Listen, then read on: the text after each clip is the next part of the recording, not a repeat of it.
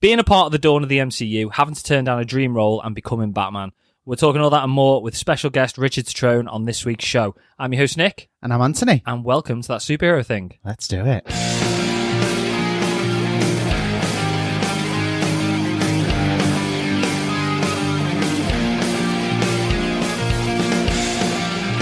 Well, I've never fangirled so hard in my life. I know you haven't. Have we got an episode for you? It was Anthony not talking for the first 15 minutes. I've never seen Anthony so Guys, quiet. I had to collect myself. He did. I just didn't know what to do. I know. And I didn't want to interrupt a star. And a star. He is a star. He's an absolute legend. Do you know what? Loveliest man I've ever met. Genuinely. Like, really, really nice to speak to. Absolutely lovely guy. In case you haven't read the description and you didn't listen last week, it's a different episode this week. There's no news. Nope. There's no Pod Fans Assemble. No. First time since like episode 4 we haven't had a Pod Fans Assemble. I know. Which is weird, but it's a special occasion. On this week's show, we have got a pre-recorded interview with the man, the myth, the legend, Richard Cetrone, aka Batman, and Zeus from Army of the Dead. I don't know how we did it. I'm asking myself that still. I don't know how we did it, but somehow we managed it, and he was gracious enough to come on our podcast and have a chat with us. Should we just get into it? Yeah, let's just play it. Here you go, guys. Here's our interview with legendary stuntman Richard Cetrone. Enjoy. Right, pod fans, here we go. It's time to introduce our very special guest. He's featured in tons of movies, including Man of Steel, Justice League, and even starred as the King Zombie Zeus in Army of the Dead. Please welcome actor and stuntman extraordinaire Richard Cetrone to the show. Hi, Richard. Hey, guys. Thanks for having me. No, it's absolute pleasure. Thank you for coming onto the show. We're dead real with the listeners. We've already done the niceties. We've already done the hello. We've already talked about your Batman and your Iron Man helmet in the background. We'll probably talk about that a little bit more later. But again, thank you for coming onto the show. We've been speaking to you for a little while. To look to get you on the show, and again, really appreciate you coming on. But you're a very busy man. I'm looking at like your IMDb page as well. Really busy. What can you? And I know you might not be able to tell us everything. What have you been up to recently that you can tell us about? Anything recent, I can't. Okay, no, that's fine. No, that's fine. I finished. I can tell you, I finished a sequel of a film a little while ago that just wrapped. So you could probably we can look try a little and bit. You okay. probably figure out what it is. That's fine. Okay, so what you might be able to tell us what you've been doing recently? Then is it a bit of acting, bit of stunt work, or both? A little more stunt work. The acting that I do is kind of far and few between. Every now and then I'll get an acting role, and it's not something I really pursue. It's just that every now and then a coordinator has an acting role, a stunt acting role come up, and then they're like, who can we audition to bring in? I'm usually one of the guys that gets called to audition for it quite often, and so it just kind of is something that I get an opportunity to do because coordinators know that I can do a little bit of acting if I have to, and that's about it. I really haven't pursued it at all. So stunt work is your preference then overall? Yeah, I really enjoy them both. And as I'm, I'm an older guy now, so the acting is a little more attractive these days. It's less work physically usually. But I enjoy them both. It's fun to be able to change up a little bit, every now and then. Yeah. And but I love stunts. I always love stunts. But it's just, the body gets older and, my body's fighting me. It doesn't want. I want to do it. My body doesn't want to do it. No, mine's already there. Mine's completely already there, Richard. I was going to say, behind you. I'm in my early 30s, and I got carpet burn telling the dog off the other day because I fell over. So, I mean, I'm getting nowhere in life. So with the stunt work, then. So, how did you get into it? How did you get into stunt work in Hollywood movies? How did it all happen? Well, my main reason for moving to California, I moved from Pittsburgh, Pennsylvania. Okay. See right here, Steelers. All right, yeah. So I moved to study martial arts under Dan Inosanto, and my initial plan was to become an instructor in Bruce Lee's martial art, and then move back to Pittsburgh and open up a school. But I always had in the back of my mind I would try to get into stunt work because I've always done physical things in my life. I've played football since I was like 9 years old, and I played hockey, and I love the physical aspect of those sports. So it was attractive to me to possibly try stunts. So when I started in down in Assanto School, I met two of my buddies who were thinking the same thing.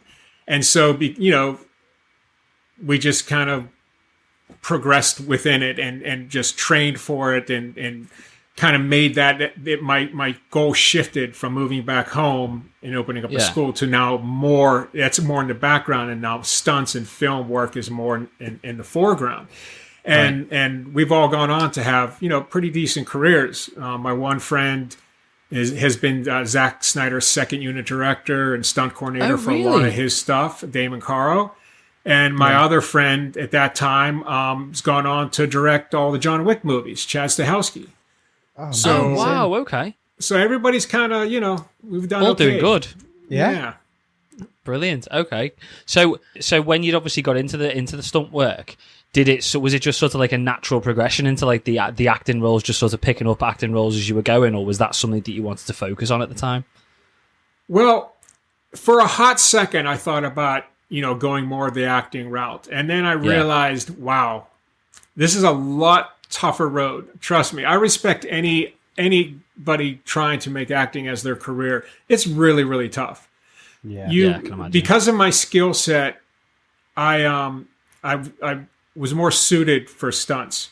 When I moved to California, I had in the back of my mind, I thought, you know what, if I'm going to go for stunts, I'm going to try to, know as many skills as I possibly can to make me a better performer. So I took about 6 years of acting classes. So I have some training behind me.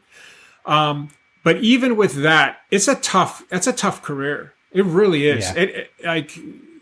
You just don't get the opportunity. Stunt performers get more opportunities usually than actors, because you have more stunt performers usually in films, than you do actors for the most part. Multiple performers playing multiple roles, sort of things, depending on your speciality. Right. Yeah. So I thought, I think maybe stunts is probably the way to go. I enjoy doing it just as much as acting. I like them both. And so I have more opportunities in stunts. So I'm going to focus more on stunts, and then I'll have acting kind of on the side, that if I get the opportunities, that's something I can do as well. I mean, it clearly worked. Yeah, definitely. It worked out. Yeah. Definitely, yeah. So one thing I wanted to ask, and I just thought this because of the conversation we had before we started recording. So you mentioned to us earlier on that the Hot Toys figure of the armored Batman, the figure is based on your face. One of the questions I wanted to know is, so I would imagine, unfortunately, nobody knows that. I would guess a lot of people think that's obviously Ben Affleck's face. Out of all the movies that you've done, which again is a lot, what big famous movie shot is you, but we don't know it's you? Is there anything there that you've seen and it's like people think that's Ben Affleck or Robert Downey Jr., but it's actually me? Yeah, I can't. If I want to be 100% professional, which I do. Okay. I really can't answer that. I can't. Just put it this way. People would be shocked if they knew how much of BBS was me. They'd be pretty shocked. Oh, really? Okay. Yeah, but I can't really say. Okay. It's all right. You kind of have, but it's all right. We'll run with that. So with obviously Batman vs Superman, you were quite heavily involved with like the DC movies. Obviously, you were. I mean, you had a role in Man of Steel, didn't you? And then I know you were stunt double in. Was it Wonder Woman, Batman vs Superman, and Justice League? So again, quite like a heavy role in it. Are you? Again, I don't know what you can tell us, but have you got any plans to sort of carry on with DC now that James Gunn and Peter Safran have taken over? Or are you sort of... I know obviously you're part of Rebel Moon, which is Zach's project, but are you still going to be doing some stuff for DC going forward, or have you just moved over with Zach? It just depends. I'm not limiting myself to anything, but I'm not taking the amount of work that I used to take when I was younger. Yeah. Everything that came by, if I was taken, I just wanted to get as much experience as possible, and just wanted to work. How most stunt performers are, they just want to work. But I'm older now, like I mentioned, and I'm being a little choosier with what I do. And to be honest, when you get older, the phone doesn't ring as much as it used to, because this industry for acting and for stunt, in your 20s is where you get the most opportunities. Most acting roles are for people in their 20s. And so in stunts you're going to have people in their 20s doubling those guys. I mean, look, I doubled Ben in 6 or 7 different movies. I'm 11 years older than Ben. Right. Yeah. So I mean, you don't look it, to be fair. No, you don't. To be fair, you're doing well. I know. I'm blessed with good genes for sure, and I've taken care of myself over the years. But like I said, the body inside, it feels it. But if something comes along, of course, and I have some friends still involved in DC, so something may come along. But I'm just not. I'm trying not to travel as much, because you guys. I'm sure you guys know Hollywood.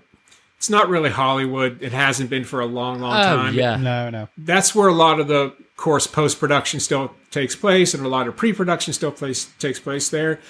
But I mean, Atlanta's more everywhere. Hollywood than Hollywood. I was going to say, I believe so, everything seems to be filmed in Atlanta at the It is minute. all at Atlanta, isn't it? Yeah, and it's been that way for a long time.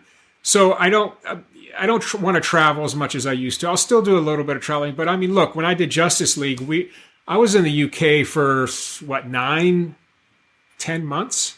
Oh, right, really? were you? Oh, wow, okay. And then I I went home. I was home for about a month, and I went back out for Wonder Woman for about a month, and then so it's a lot of traveling when you're in the film industry. So I'm just kind of slowing down. But long answer to your question is, I'll probably still do some things if I get the opportunities. Yeah.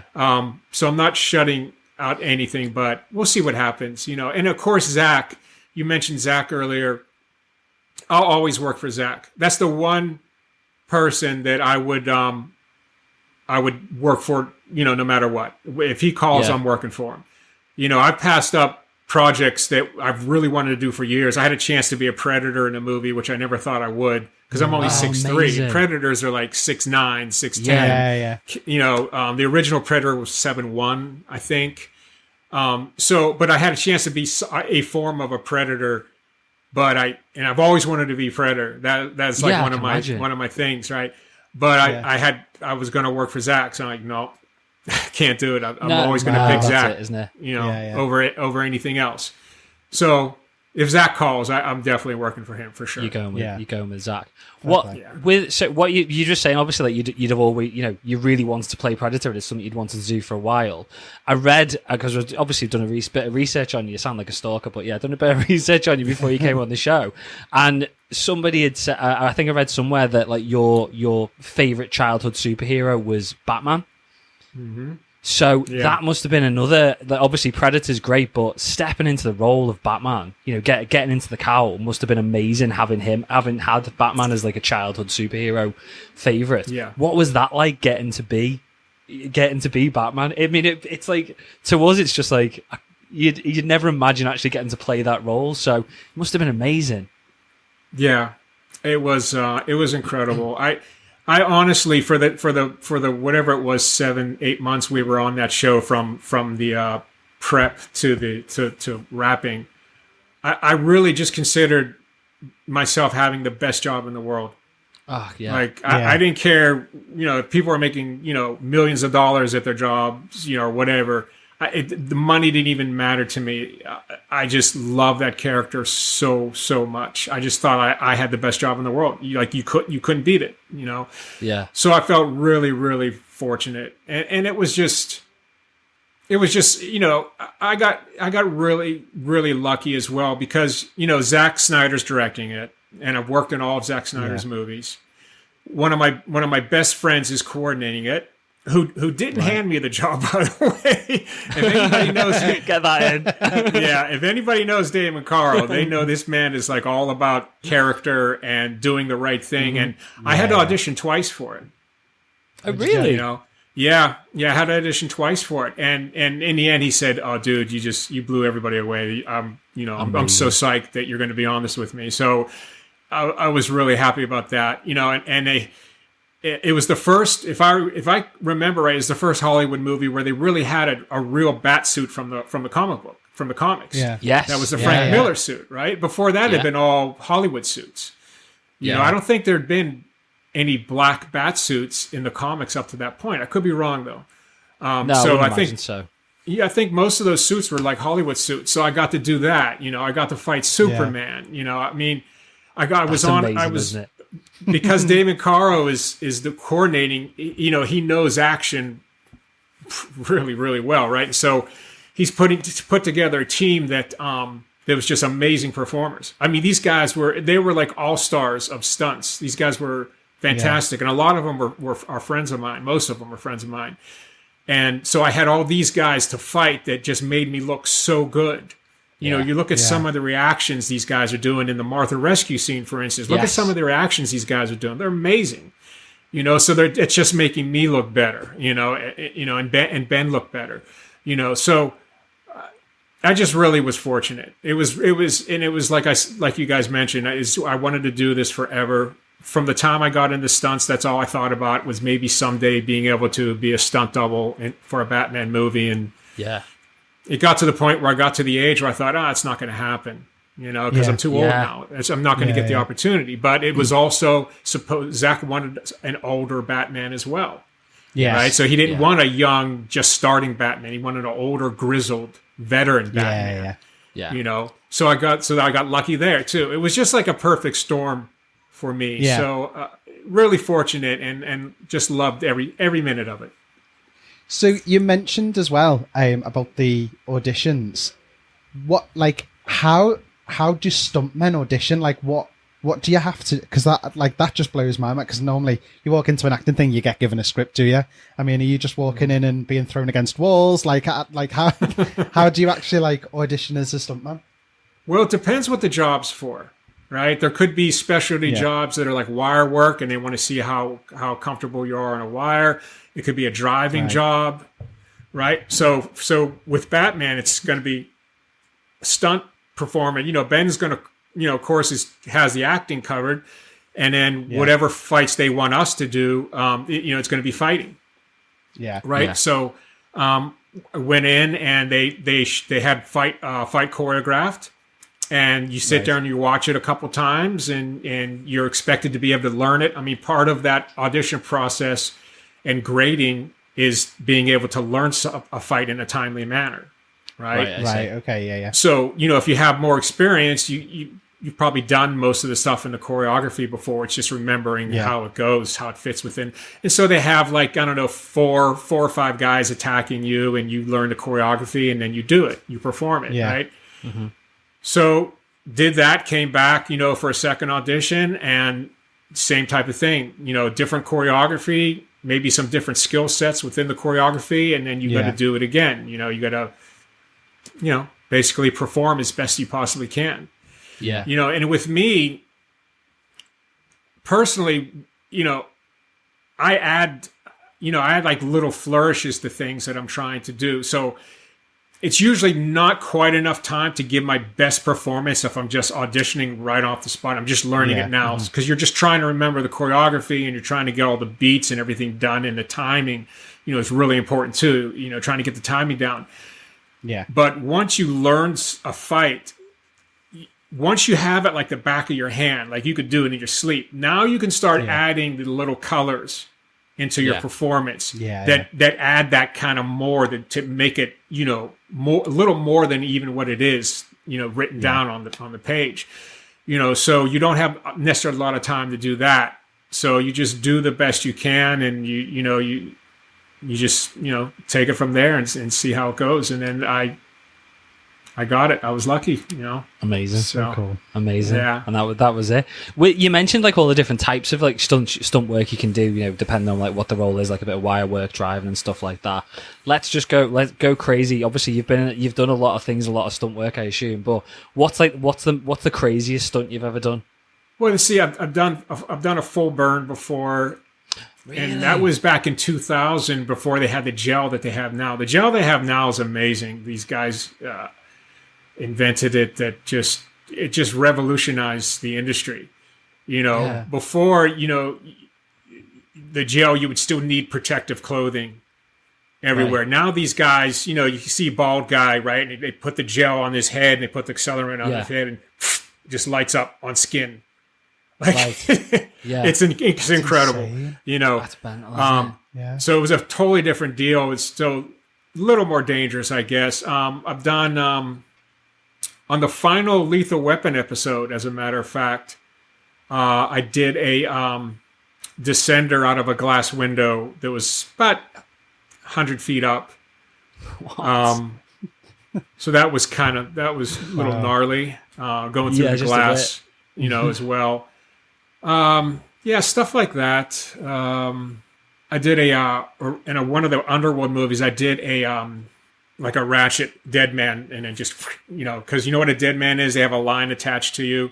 Yeah. It's basically a they dog just on a yank. leash. Oh, right. I get what you mean. Okay. So wow. you're propelled, That must have been fun. forward, or you could sometimes you're just running.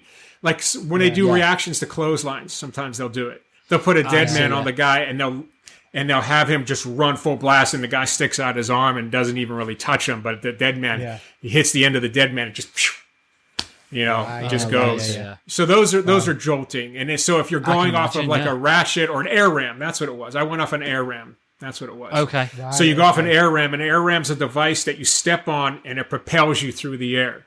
They used to use them a lot in the 70s and 80s. They don't use them as much with the how prevalent wire work is now. They don't use them as much, but they used to use them a lot. So I was in a werewolf suit, so I couldn't even. You have to step on this air ram at the right spot, right? If you don't, it's going to be bad for you, right? So I couldn't really see, so I had to just time out my steps and just plant my foot, and it just, I just did 2 steps and boom on the air ram. Yeah. And then I had the dead man attached to me. So off the air ram, so I'm flying forward, then the dead man hits me and I come back, and I did that in a werewolf suit. So it was a little dicey, Yeah, I can imagine in a full werewolf suit. We've got to mention it. Talking about suits. So you were Iron Man stunt double in the first Iron Man movie. Is that right? I was one of them. John Favreau's one of them. Yeah, I was one of them. I came in late on the movie. I was there for the last month, so I did the last big fight with the Ironmonger at the end of the movie. Oh right, okay.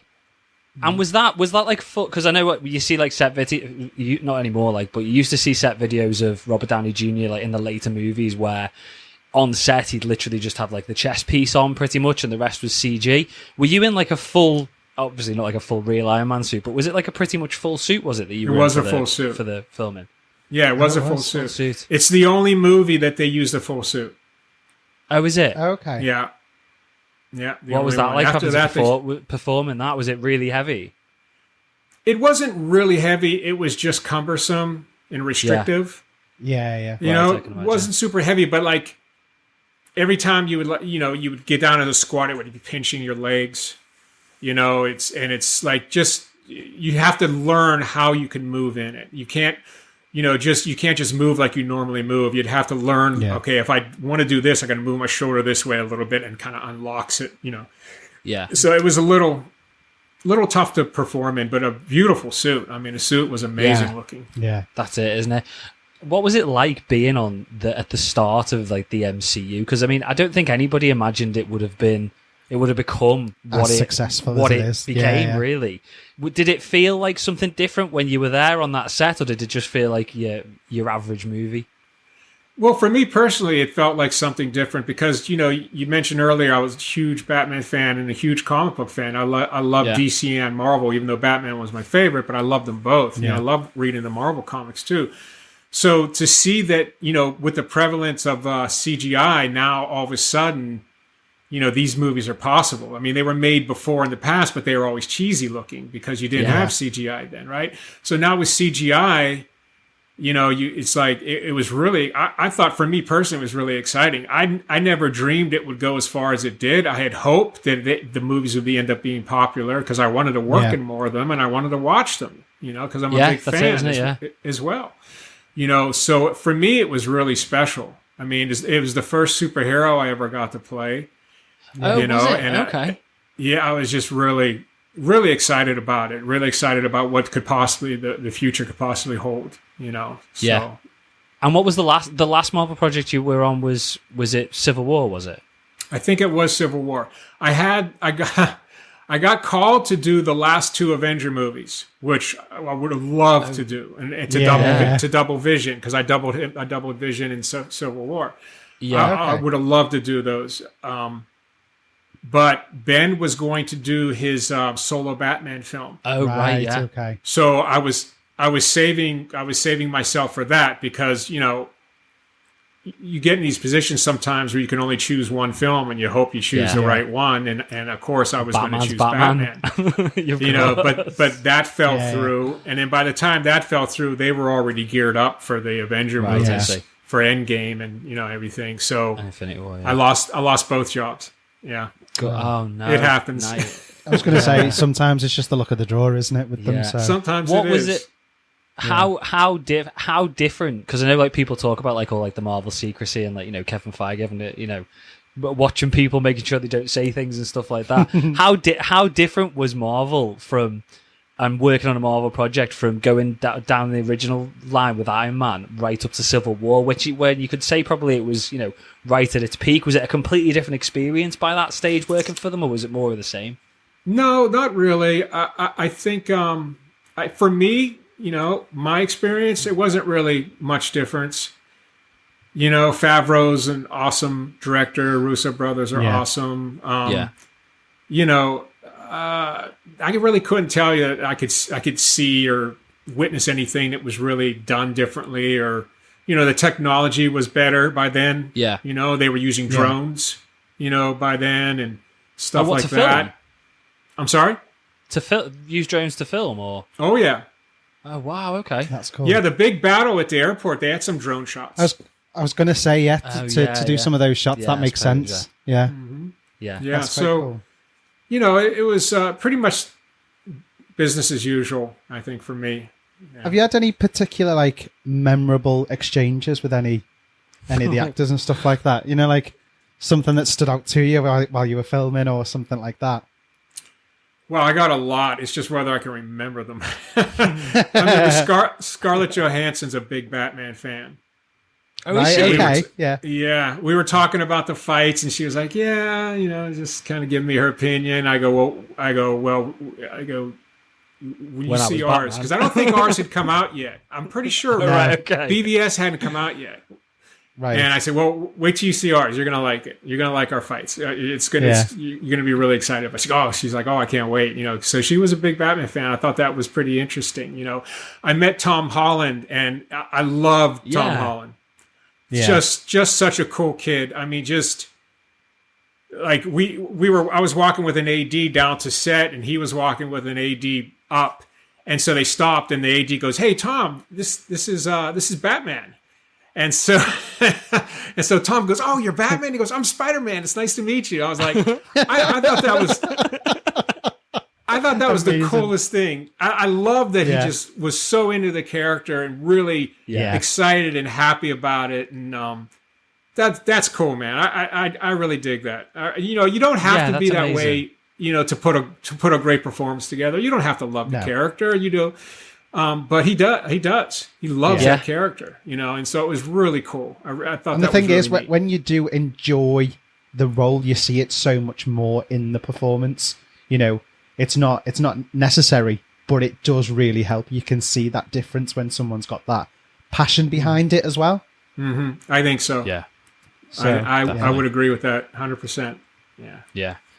Going back to, because obviously you mentioned a couple of times like how you'd always work for Zack Snyder. You've got, and again I don't know what you can tell us, but I believe you're going to be in his new project coming up, Rebel Moon, and you've got a part in that. You've got an acting role in that one. Is that right? Mm-hmm. As well as some stunts. What can you tell us, if anything, about your role in the new Rebel Moon movie? I can't tell you anything. Can't tell us anything. I'm sorry. The studios take these non-disclosure forms really seriously. I can imagine. Yeah. I wish I could. And if you like, after the movie comes out, if you guys want to talk again, I'd be happy to talk with you about it. 100%. Yeah. It's just that. Yeah, I can't do it. No, fair enough. No point in getting sacked over our little podcast. It's absolutely fine. Have you got any plan? And again, you might not be able to tell us, but any plans to return to, or any sort of news on where the Army of the Dead's going? Because again, that was something. Your role in that really, really prominent role. Yeah. Obviously, you were the main bad guy. So have you got any plans to return to that? I've heard rumors about things, but I don't know. I couldn't substantiate them. Okay. I don't know. I know there's plans to keep that franchise going. Yeah. So, we'll have to wait and see. But honestly, I tell you honestly, I've heard some possibilities of some things, but you know how that goes. Rumors fly around all the time, so you don't know what to believe, what not to believe. But it's where it goes as well. It's like you mentioned with Ben Affleck's solo Batman movie. It's like that was a rumor at first, obviously, and then it was actually happening. And then sometimes plans change and they don't happen. When you were on the first Army of the Dead, though, were you doing stunt work on that as well as the acting role of Zeus, or was it just the acting? Well, I was doing most of my own stunts. I had a few that I couldn't do because I ended up tearing my hamstring our last day in Albuquerque. Yeah, I ended up tearing my hamstring, so I had to get a few weeks of rehab before I could do anything. So I did most of my own stuff. So it was it's just my own stuff because the character was so prominent. They weren't going to risk, possibly somebody seeing me and go, "Isn't that Zeus?" If I was doing something else, and it was a lot of work. And so whenever I had a chance to take a break, they were going to give me the break instead of having me come in and do something else stunt wise. I see what you mean. Makes sense. Yeah. Brilliant. I love that film. So good. Oh, good. I'm glad you like it. It's a fun movie. Do you know what? It is really good, to be fair. Do you know what it was? And I remember, and I was much younger, obviously, when I watched it, but you were the Big Daddy Mars in Ghost to Mars, and I didn't know that. I didn't know that you'd play both of those roles at first, and when I sort of realized that it was you in both those roles, in a way they're quite similar because it's like you're the King Zombie in both of them. So was that quite nice, kind of like not revisiting the same role, but a similar sort of role, like however many years later it was. Yeah, it did remind me a lot of it when I was reading the script, and then me and my buddy, who worked on Ghost of Mars back in the day as well, we were laughing about it, and I really wanted to make sure that it wasn't the same character. That was on my mind a lot during my performance, actually, and not that it was. Anybody would really even notice. I'm sure some people would notice because that movie came out 23 years ago, so it's not like it just was released. But just for me, for my own, sense of performance, I just didn't want that at all. And so didn't want it to be a copy and paste. Yeah. And Zach knew that too. So oh, did he? Zach's hilarious. Zach's one of the funniest. Was he saying, "Don't be the Big Daddy Mars"? No. He would go the other route. Right? Would he? He would be asking me to do things that he knew I didn't want to do because it was too much like Big Daddy Mars. Amazing. But Zach's hilarious, guys.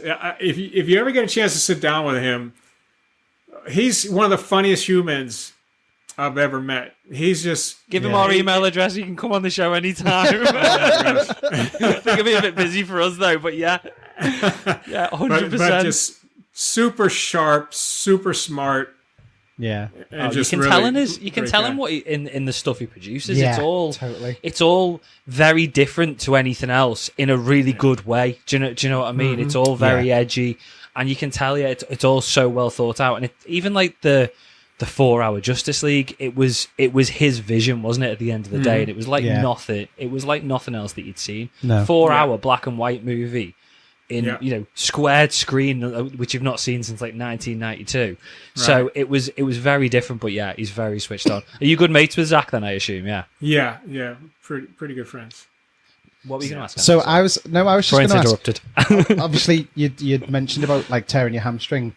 What's kind of the worst injury that you've had? Like, have you ever had something where either it's gone wrong or just, by sheer accident, something's happened? Like, have you ever had kind of a truly bad one that's...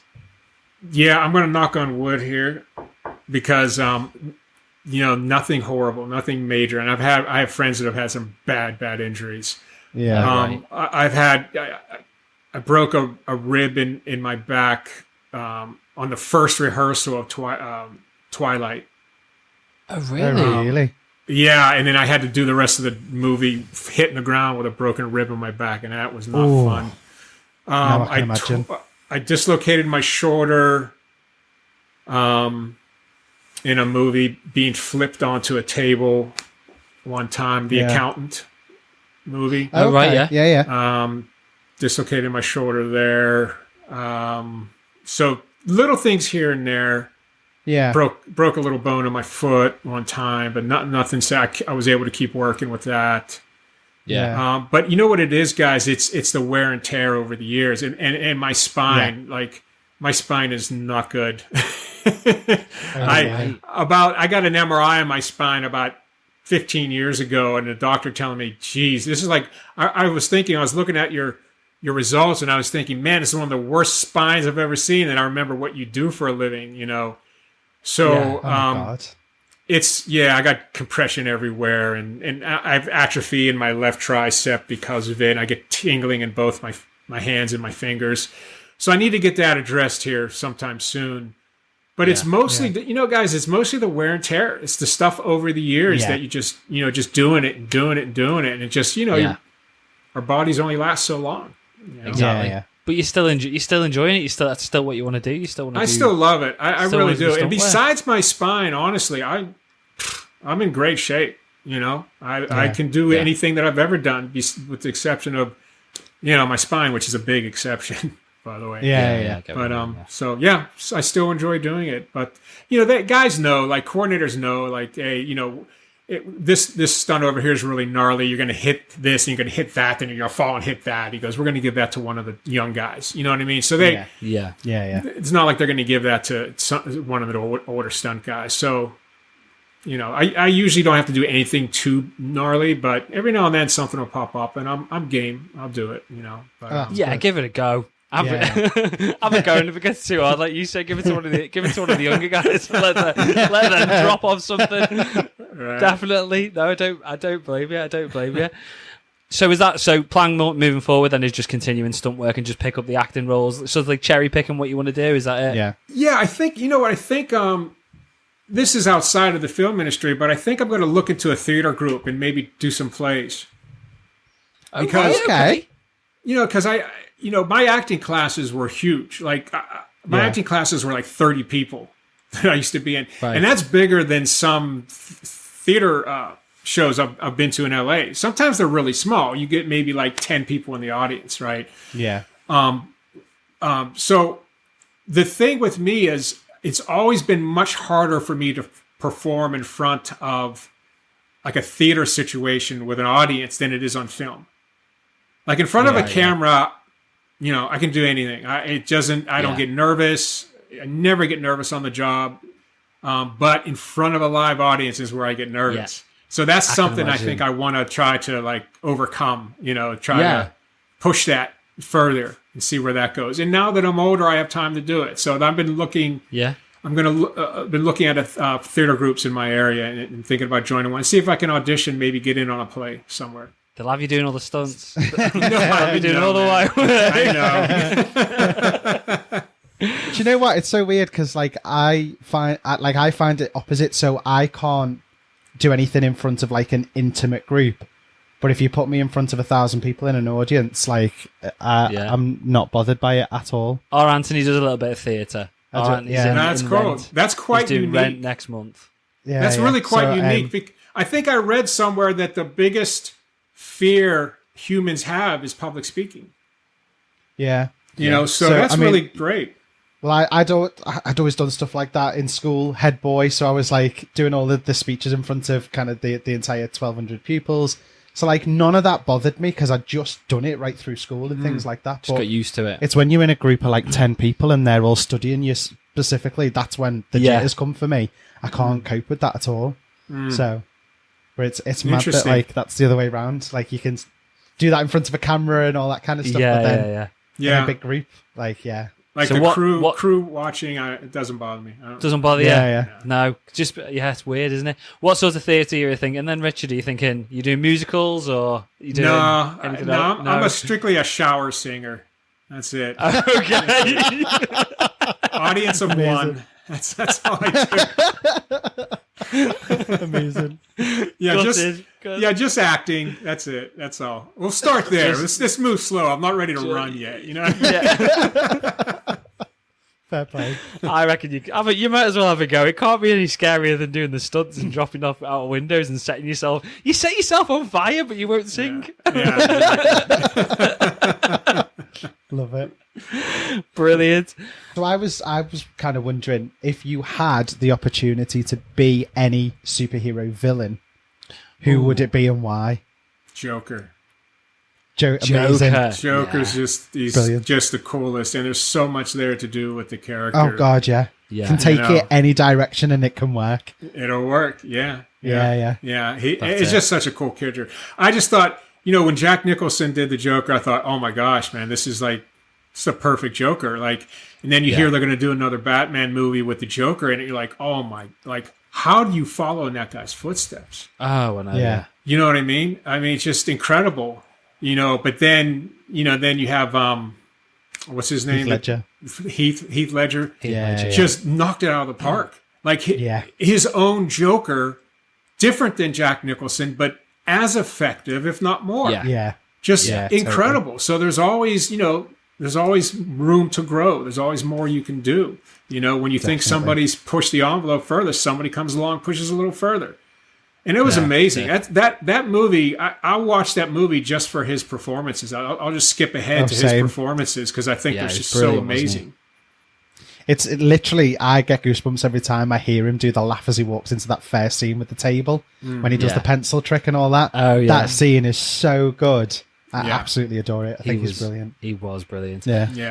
So you've been able to play Batman. You didn't quite get Predator because obviously, like you said, shit sort of change your plans. Is there anybody else, any other role that you now think, do you know what, I'd love to get a go at that, or even is it just Predator? Is Predator like the last one on the list? Well, back in the day, it was Godzilla as well. Oh, really? Yeah, I'm giving away how much of a nerd I am, you guys. No, it's fine. We're going to get to the Marvel stuff in a minute. That's fine. Yeah, I think CGI's taking over Godzilla now, unfortunately. Exactly. CGI's taking over Godzilla. And Ultraman. I love Ultraman. Yeah. I got my little granddaughter into Ultraman. She's 2 years old. She loves... And since she was one, actually, and it's not like a phase. It's not going away. She loves Ultraman. I bought her little Ultraman figures. We watched the TV shows. They've done a lot of shows and movies and stuff. Yeah. And so Ultraman was another one. I always thought it'd be awesome to play Ultraman, Yeah. But Godzilla too, for sure. You wanted to be the guy in the suit. Oh yeah, absolutely. Yeah. Wanted to be I can imagine. That's amazing. That would be so cool. So what do you think of with obviously the whole change with DC and stuff like that? You're looking forward to seeing like them potentially going down like a new direction. Not that obviously Zack's wasn't great, but looking at like a different way of doing things with James Gunn and Safran now. Are you in? Because I assume you're a DC fan as well, yeah? Mm-hmm. Mm-hmm. I am, yeah. And a good friend of mine, Wayne Douglas, is like becoming one of James Gunn's guys. Like I heard James Gunn refer to him as my good friend Wayne, because Wayne helped him on the what was the TV series? Peacemaker. Wayne helped him on that with the action and stuff, and I think he may have coordinated it as well. And Wayne's a super talented guy. Remember this name, Wayne Douglas, guys. He's going to be directing before you know it. He's really talented. He does second unit directing, and he's just he's a young guy. I think Wayne's maybe 26 now, 27, but man, yeah, and an amazing stunt performer, super talented. Been doing martial arts since he was 6. So just a really great guy. And so I'm really excited to see where that goes. It seems like James Gunn, they got a plan. I heard the early slate of shows that he announced, and there's still more to come that he hasn't announced, and they sound pretty cool. So we'll see. We'll see how they end up, how the production ends up going. But I think it's going to be good. I'm actually looking forward to it. Yeah, I think it'll be good as well. And again, it's not that it needs to be different from Zack's vision of it, but it's like it's comics, isn't it? It's like you get different artists, you get different writers, you get different universes. So I suppose it's just replicating the comics. Yeah. To a degree, isn't it? Yeah. one other thing I suppose you've obviously done like clearly a lot of superhero stuff, and you're obviously into your superhero and your comic book movies and TV shows and stuff like that. One thing we've sort of talked about, and I think is quite like a prominent thing at the moment, is how the superhero and comic book movies are actually performing in like theaters and stuff like that. You know, the box office maybe seems to be struggling a bit. Do you think people are getting a little bit tired of the superhero movies, or do you think we're just, you know, they'll come back? Yeah, I mean, that's kind of been something that I've thought about over the years. You know, when is the well going to dry up with this stuff? Will it ever dry up? You know? Yeah. I think as long as the content, you know, the writing, you know, the acting, as long as the stories are good, you know, I think people are going to because that's why people go to the movies in the end of the day. There's lots of people that have seen superhero movies that aren't really into superheroes, but if the story looked good from the trailer and it, you know, they've heard good things about it, they're going to go see it. Because in the end, you want to go see good stories and you want to be entertained. Yeah. You know, so I think as long as the content stays at a high level, you know, when they start spitting out things just to do it, you know, just to make money on it, that's when you start to worry. That's when you get concerned that, this isn't going to make it, you know, and then it'll be blamed that, they're superhero movies. People aren't into them anymore. No, it's not that. It's that they got to be done well. You know, and I think as long as they're done well and the content's good, I think people will continue to see them. I think that's the danger with anything as well, isn't it? Because once anything gets so big and so good and so popular, like you know, the Marvel universe is like, you know, a prime example at the moment.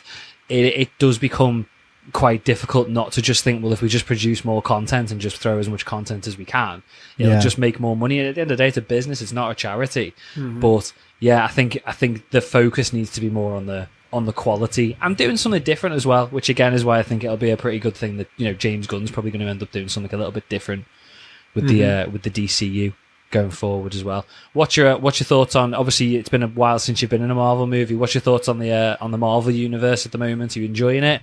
Yeah, I am somewhat. It's I haven't seen everything though, and to be honest with you, I don't know, for whatever reason I just haven't got around to seeing it. So there hasn't been like this rush that I really want to see everything that's been out. I saw Ant-Man. I thought Ant-Man was pretty good. You know, the new last Ant-Man, one, Quantumania. Yeah, movie. I thought that was pretty good. But I think Marvel is going to really be put to the test. You know, because they lost the face of their franchise.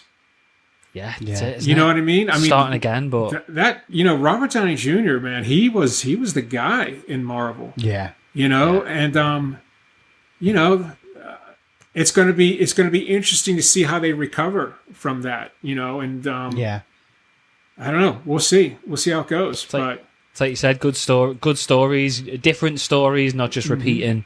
Right. Not just repeating themselves, right? Or, you know, over and over again, basically. Yeah, for sure. What's been your personal highlight of your entire career? Has it been getting that Batman suit on? Yeah, playing, you know, being able to double bend, you know, in the Batman movies. That's it. Yeah, I could retire tomorrow and I'd be perfectly happy. And you've done it. I'd be perfectly happy. Yeah. That was the one thing I wanted to do more than anything else. I mean, I used to sit in the theater before I ever got into stunts, you know, and watch, you know, the fighting in Batman and go, oh, I want to do that so bad. You know, I want to put my own spin on that. I want to do that. I want to be that guy. Yeah. You know, so yeah, I can't get any higher than that as of right now. Fair play. After getting the suit on, after getting the suit on for the first time, how quickly did you get a selfie? Yeah, you know, it's because obviously there's so many rules, and you know you can't have leaks and things like that. Yeah. How quickly were you there with the camera taking a quick selfie? I'm sure as soon as I possibly could. I'm sure I was. I can imagine. The first time I got to really be in the suit that wasn't a fitting and really do anything and really spend some serious time in the suit. We Zach wanted to do some photos of me in the suit and then around the Batmobile, just posing like around the Batmobile. Amazing. Yeah. And they're the that stills must have been that were released, surreal. aren't they? I'm sorry? Are they the stills that were released? That like there's two sets that are out there floating around, and you can't tell because it's Batman, and so Yeah, But the first ones that were taken was me because Ben hadn't come to Detroit yet. So we had just got there. We were just there a few days, and Zach wanted to do the shoot. And but once Ben came to town, they went back to the same place and put the Batmobile in, did the same thing. But I don't know if the shots were exactly the same. But I can tell just from certain things who's me, and I can tell who's Ben. Yeah. But yeah, we're both in that. So some of them that you see will be Ben. Probably more Ben than me, I would think. They probably released more of the Ben shots, I'm sure. But some of them are me. I mean, to be fair, because when I'd first thought about you being stunt double, I actually thought Ben Affleck was quite short, but he's like 6'4" himself, isn't he? Oh, is he? I didn't know he was that tall. Yeah. He's 6'3". quite tall, isn't he? 6'3". There you Yeah, go. we're exactly the same height. But here's the thing. Well, he's lighter now. We're actually about the same weight now because he dropped a lot of weight. But at that time, he was about 230. Wow. I think. Okay. He's a big guy. Yeah. And I was maybe 200 pounds. Right. Yeah. So okay. You can kind of see in the suit. You'd have to look really close. I look a little, a little different in the suit, but it's pretty close, especially when I'm moving around and stuff. We're pretty close. But he's a bigger guy, So to double him in other films I wasn't the best double. But Ben wanted me, in some of these other films. So he's like, no. He goes, we were doing The Accountant, and I remember I could tell production wasn't happy with me as his double. I could see it. We were like, they'd be like, so, well, can you guys stand next to each other?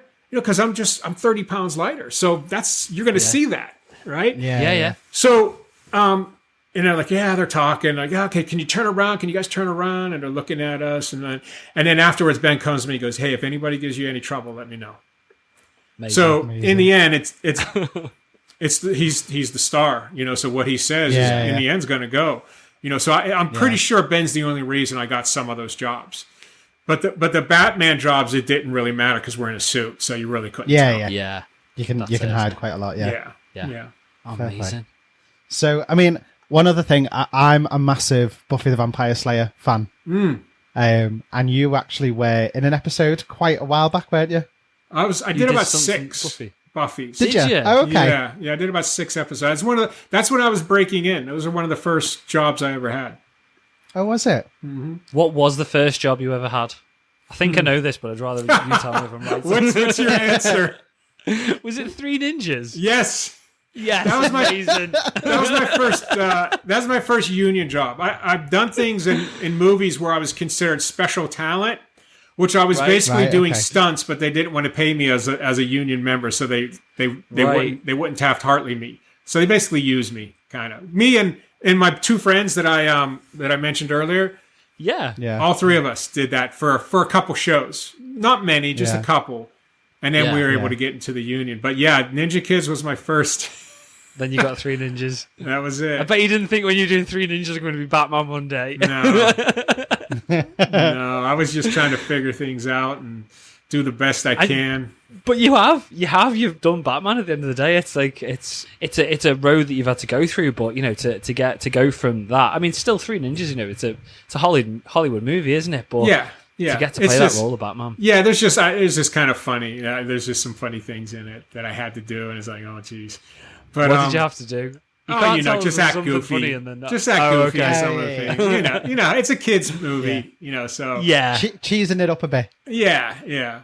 But that was my first. Oh my gosh! I remember I had so much to learn. And the guy who hired me, Al Jones, is just a famous stuntman in his own right. Yeah. Just a great stuntman, and he's a great coordinator. And I remember him just had complete trust in me, and and he had no reason to. I was so green. Like I mean, just mistakes that I made.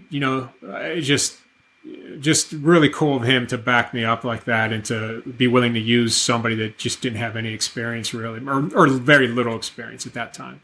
Yeah. But you could obviously see the potential, because obviously if you hadn't had the potential, you wouldn't have gone on to do the stuff that you've done at the end of the day, would you? That's it. Yeah, I guess, unless I just been fooling people all these years, maybe. Well, you've done a fantastic job. If you have. That's where the acting comes in. Yeah, right? I act like I can fight. I can't. No, you've nailed it, haven't you? Completely. Definitely. Completely. Has there been, obviously, because we're in, like, a time now where advances, technology and all of that kind of stuff has come along so much, even in the last kind of 25, 30 years. Is there, like, as a stunt man, like, is there something that came out that's, like, made your job a hell of a lot easier or, less nervous? Is there, like, something at one point where you went, God, I'm so glad someone's managed to invent something that can help me in this film? With CG and using green screen, I think it's prolonged stunt performers' careers. It's hurt in some ways, and we used to talk about this like, oh, it's going to take away so many jobs, and it has taken away some, especially the gnarly, super dangerous jobs. It's taken away a lot of those. Yeah. But I really think it's prolonged people's careers because, when you're using green screens, a lot of times you can put pads down. You can put pads underneath the green, right? So, that's been, for me, that's probably been the biggest change is with CGI, Yeah, I mean, and equipment has improved so much too. The air rams are so much better. We use this synthetic cables now called test line instead of real wires. When you first started doing wire work, it was real wire, and we called it bit you. Did the wire bit you? It means it tore you up. I mean, it was like it was like piano wire. I mean, it was like, so if you're doing something, if you're doing a gag and you have two lines coming up through here, and something happens and you kind of get off kilter and you hit your face on the tech, you might get a little brush burn. You hit your face on the wire, it just fillets you. Like it was just gnarly. You get tore up all the time with wire. So they came out with that stuff that's just as strong, if not stronger than wire. But it's more of a synthetic weave material. Yeah. So I mean, things have improved a lot, and I think in the end, I think things are just more safe now. We lost some of the big gags, but it's much more safe, and I think it prolongs our careers. I was going to say, it means you can last longer because obviously less serious injury. We can probably say for sure. Absolutely, Yeah. I mean, you see a lot of the older stuntmen walking around. I mean, it's just tough for them to get around sometimes. All the hip issues they have, and hip replacements and knee replacements, and they had it tough. I mean, they had it much tougher than we do now, for sure. Yeah, definitely. I mean, because it's nowadays when somebody does get quite seriously injured, it's big news because it doesn't really happen very often anymore, and things like that. I mean, there was the Tom Cruise one, wasn't there, when he was doing Mission Impossible? He broke his ankle, didn't he? Yeah. So, and those now are newsworthy because it's not something that happens as often as probably it used to. Or not that we see. Anyway. Or not that we see, yeah. Right. So, but yeah, I mean, it is, there's negative things to it if obviously some people have lost jobs and things like that because of it. But again, it's giving you a safer environment to work in, and it's, as you said, prolonging the actual career in the process as well. So there's kind of pros and cons to it, isn't there? For sure. Would you, now that you're getting, not that you're saying that you're old or anything like that, but now that you're getting older, as you mentioned, would you maybe think of getting more into like the stunt coordinating rather than doing the actual stunt work yourself, and maybe sort of directing it from that standpoint? I don't have a lot of interest in coordinating. I've done a little bit of fight choreography over the years. Every now and then I'll do some, but in my past, when I've had a chance to go, I can take this road and maybe get a chance to coordinate this show, or do fight choreography, or I can take this road and perform. I would always take this road because I love to perform. And and I'm no dummy. I know as I'm getting older, I'm thinking, I should be preparing for a career behind the camera. I really should be doing that now. I should be getting more. Maybe I should do some coordinating, more choreography. Maybe get better with the camera, and stuff. Maybe I could do some camera work or whatever, second unit shooting, or get into that maybe. but I just love to perform, so if I had those opportunities in the past, which I have, I always take the other way because I want to perform, and that's what I love to do. What you want to do. So I just came to the realization that, I'm just gonna. I don't say never to anything, but as of the way it's been going, I'm just gonna go till I can't go anymore. I'm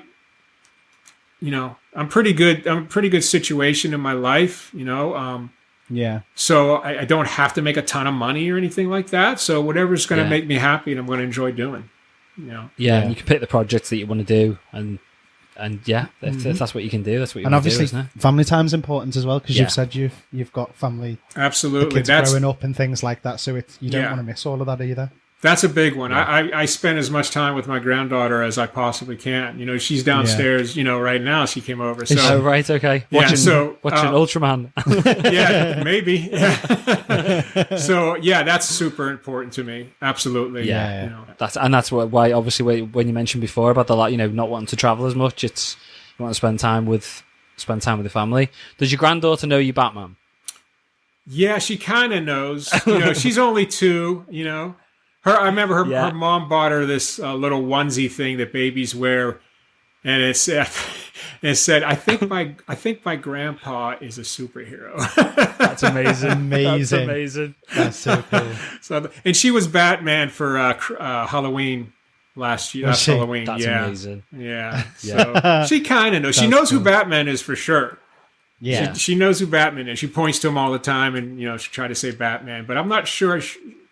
I have some pictures of myself without the cowl on, so she might be getting the idea. I don't know. Yeah. So when she starts going to school and starts telling everybody that my granddad's Batman, and the teachers will be like, "Don't make things up." Oh my gosh. Like, no, my granddad's like Batman. Oh, my son went through that. My son went through that school. Oh yeah, my dad's Iron Man. Oh, you're a liar. Yeah. My sons can be sensitive, stuff like that, and.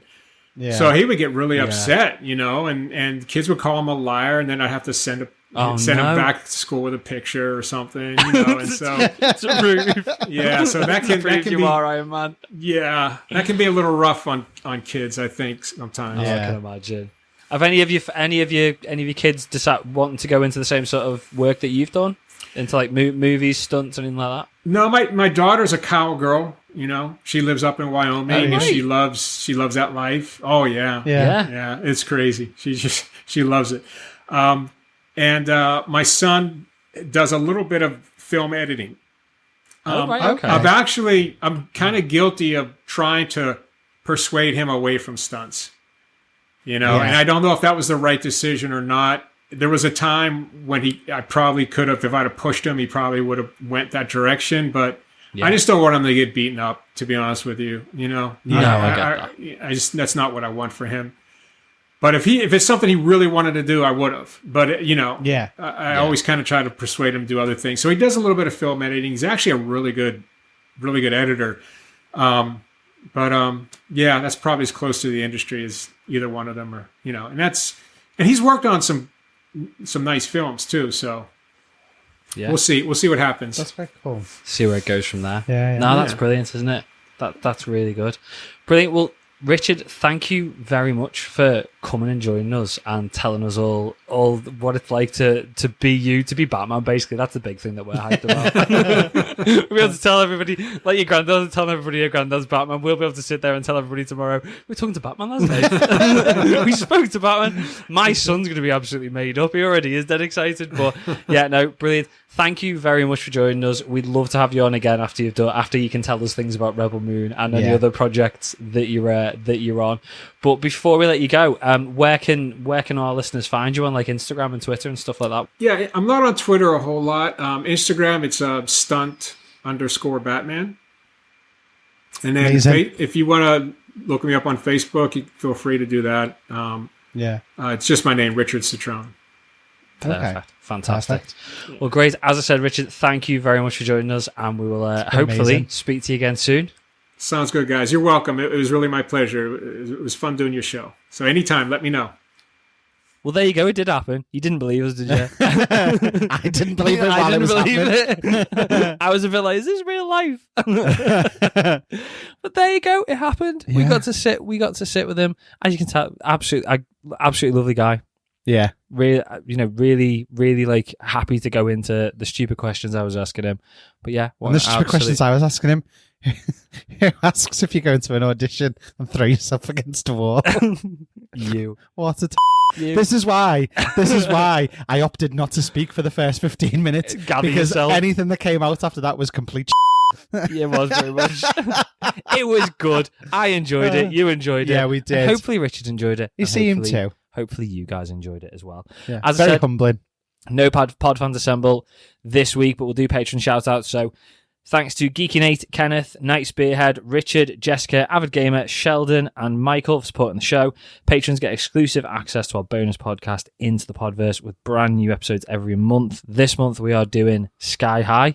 This is pre-recorded, guys. It might be out by now. I don't know. We'll figure it out. If it is, it is. If it's not, it's not. There you go. Sheldon's been on our thing for a while, and for the first time today, I just wanted to go, bazinga! And I don't know why. Don't have a dig at our patrons. I wasn't having a dig. Don't annoy them. Patrons also get discounts off merch and the ability to listen to the show being recorded live every week. Not this week because it was pre-recorded. If you'd like to access all the extra content and support the show, you can head over to patreon.com/thatsuperhero thing or hit the link in the description. Other than that, thanks for listening. Don't forget to come back next episode for our belated review of Ant-Man and the Wasp: Quantumania, which is dropping on Disney Plus next week. If you don't already, make sure to check out our socials at Twitter, Facebook, and Instagram for all the latest updates on the show and calls to action for next week's Podfans Assemble, because it will be back next week. Yeah. And I've got a feeling lots of people are going to have lots to say about Quantumania. Definitely. Props. If you've enjoyed the show, make sure to follow us on your favourite podcast platform and leave us a rating or review on Apple or Spotify. The more 5-star reviews we get, the higher we got the charts, and the more people will be able to find the show. Other than that, I'm going to go and pinch myself that really happened and prepare myself to watch Quantumania again, because I didn't really enjoy it the first time. But there you go. Spoilers for next week. I liked it. There you go. Mixed opinions. That's what you want. You want different opinions. You don't want us both saying it was Bud, but it was Boss. It was Bud. It was Bud. I'm tired. Spoilers, we've just got back from Guardians of the Galaxy when we recorded this. You already know what we thought of that. Anthony cried 27 times. Anyway, see you next week. Cheers, guys. Bye. Bye.